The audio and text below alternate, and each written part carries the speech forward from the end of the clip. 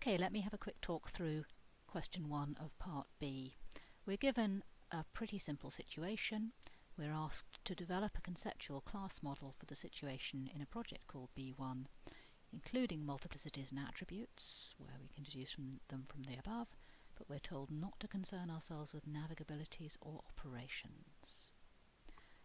Okay, now, rather than actually build it in front of you, I'm going to just talk through this one because it took me a while to get it laid out beautifully. You shouldn't worry about your layout, by the way. I can cope with more or less anything. So here we are with our project called B1 and our class diagram. Having laid it out beautifully, I'll save it. And the classes I've got a student class, I've got a personal tutor class, I've got an association between them, and I've got the multiplicities showing that each student has exactly one personal tutor and each personal tutor has 1 to 25 students. I decided 1 was a reasonable lower multiplicity because perhaps we wouldn't call somebody a personal tutor if they had 0. I've got a concept of meeting, and any meeting has a date and time, and I've modelled that using a string type. Of course, in real life we'd probably have a better type for that. There are 2 kinds of meetings. There are individual meetings and there are group meetings.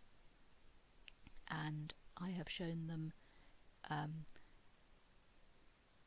separately associated with student because an individual meeting is connected to exactly 1 student, whereas a group meeting is connected to up to 10 students, we're told.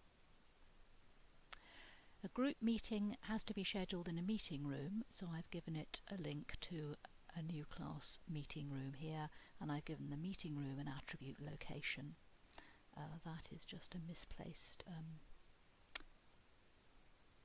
member end name there. What else is there to say about this? I've made the association between personal tutor and meeting take place at the superclass level on the grounds that any kind of meeting involves exactly 1 personal tutor, and so that seemed to make sense. In some cases I've given my associations names, in other cases I've just said, well, we've got the member end names here and we don't really also need a name for an association. I'm not too fussy about that. And I think that's about it. There are plenty of right ways to do this. This is only one right way to do this, but if you did something like this, that was fine.